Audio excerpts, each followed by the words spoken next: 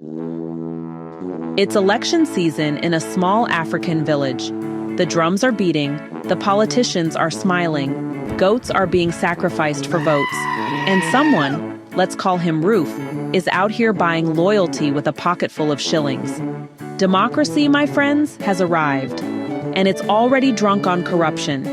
Today, we're diving into a story where one man tries to do the right thing and ends up tearing democracy quite literally in half.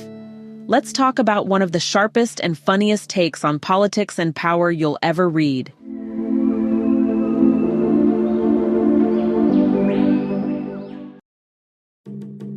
Our story begins with a man named Roof. And no, not the thing above your house, though he is about to keep some politicians nice and sheltered. His real name is Rufus Okiki, and he's a rare breed in his village. Educated, clever, and ambitious. After working as a bicycle repairer's apprentice in the bustling city of Port Harcourt, Roof decides to give up his chance at an easy city life and return to his hometown. Why? Well, he says it's to help the illiterate people. But let's just say his version of help is a little unconventional. Back in the village of Umuofia, politics is the hottest new business. The people here have had 5 years to see how much wealth and power politics can bring. They've watched men go from humble school teachers to chiefs with flashy cars, doctorate degrees, and mansions. One such man is Chief the Honorable Marcus Eby. Once upon a time, he taught ABCs. Now he's building palaces and driving big cars while people shout his praises. His mansion is called Umuofia Mansion, which honestly sounds less like a house and more like a 5-star hotel with a buffet. But here's the thing about Marcus. For all his wealth and new titles, he still remembers his people. He visits the village now and then, even though it has no running water or electricity. Well, technically it has electricity. He installed a private generator in his mansion because of course he did. What a feeling. To make sure people know just how generous and, well, for the people he is, Marcus throws a huge party when his mansion is opened. 5 bulls, countless goats. It's basically the village's wedding, Christmas, and Independence Day all rolled into one. Everyone eats, everyone praises him, and everyone leaves with full stomachs and honestly, empty heads. Well, you did it. But once the food coma wears off, the villagers realize something important. Their ballot papers are more powerful than they thought.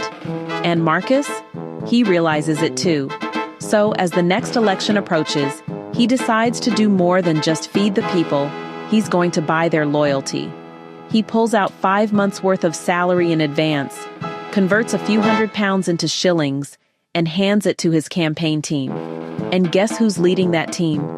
That's right, our man Roof, the fixer, the middleman, the professional voter motivator. Now, Roof isn't just any campaign manager, he's a smooth talker. He knows how to make people feel important while convincing them to do exactly what he wants. On the hectic day before the election, he meets with 5 village elders in the house of Ogbuefi Ezenwa. He hands each of them 2 shiny shillings and reminds them that Marcus is one of their own. Plus, the ruling party has promised them something huge: pipe-borne water, which, let's be honest, is the political equivalent of promising to build a bridge to the moon. Like, seriously. But the elders are not impressed. They remind Roof that Marcus is no longer a poor teacher. He's rich now, rich enough that 2 shillings feels like an insult. They hit him with a proverb.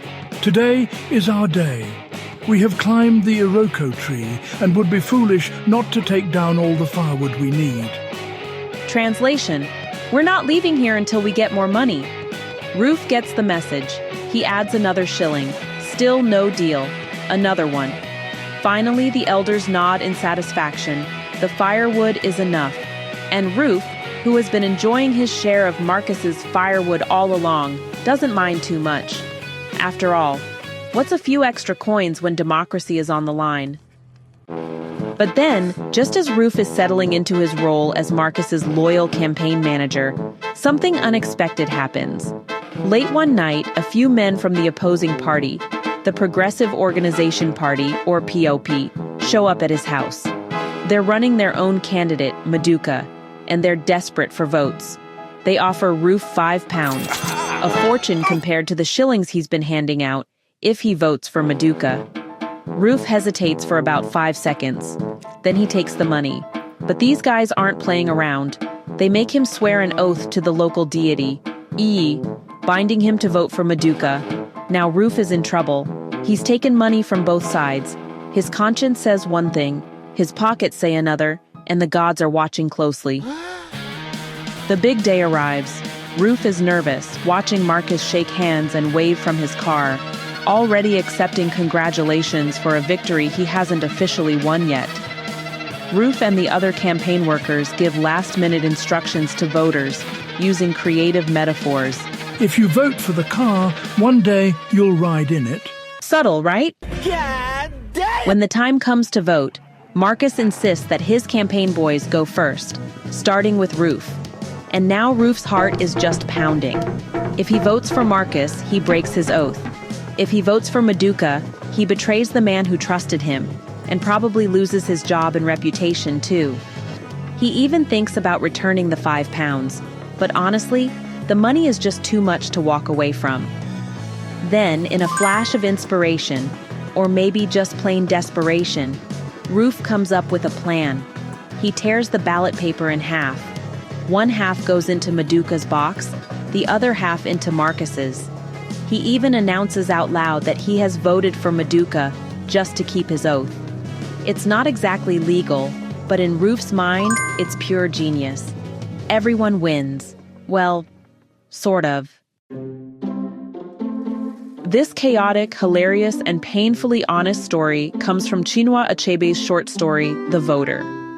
And if you've ever wondered how politics really works, not the speeches and the slogans, but the behind-the-scenes bargaining, bribery, and moral gymnastics, this story captures it perfectly. What makes The Voter so brilliant is how it uses humor and irony to talk about something incredibly serious. Achebe isn't just telling a story about Roof's torn ballot. He's exposing the cracks in the democratic process, especially in postcolonial African societies. Elections are supposed to be about choice, about the will of the people. But here, they're reduced to a marketplace. Votes traded for coins, promises exchanged for pipe dreams, loyalty bought and sold like bags of rice. Roof himself is a fascinating character because he represents the average voter caught in a corrupt system. He's not evil, he's not power-hungry. He's just trying to survive and, make the best decision in an impossible situation. And in a way, that's what makes the story so relatable. We might laugh at Roof tearing the ballot paper, but honestly, how different is he from people today who feel torn between money, loyalty, fear, and conscience when they vote? Achebe also highlights how easily Western systems like democracy can become corrupted when they collide with traditional societies. In Umuofia, voting is new, and folks are still figuring out what it really means. To them, politics isn't about policy, it's about who gives them the most during election season. And politicians like Marcus quickly learn how to use that to their advantage. And of course, we can't talk about The Voter without talking about the man behind it, Chinua Achebe. Widely regarded as the father of modern African literature, Achebe was a master at weaving traditional storytelling with sharp social commentary. Born in 1930 in Nigeria, he wrote stories that captured the complexities of African societies, navigating colonialism, tradition, and modernity. While he's best known for his groundbreaking novel, Things Fall Apart, Achebe also wrote short stories like this one, which might be brief but sure do pack a powerful punch. The Voter is a perfect example of Achebe's ability to take a small, everyday situation and reveal the larger truths about society and power hiding underneath. So what do we learn from this story? That democracy isn't just about casting a vote. It's about the choices, pressures, and compromises that lead up to that vote. We learn that power corrupts, but so does poverty. And sometimes, doing the right thing isn't about making the perfect choice, it's about making the least terrible one. The Voter might be set in a small African village decades ago, but its themes are universal and timeless. From bribery to broken promises, from blind loyalty to voter manipulation, it's a mirror held up to every flawed political system in the world. And Achebe does it all with a wink, a laugh, and a torn ballot paper.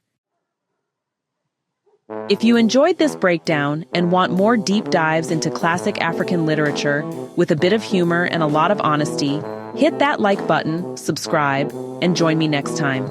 And remember, the next time you're in a voting booth, maybe keep your ballot in one piece. Hey, thanks so much for hanging out with me today.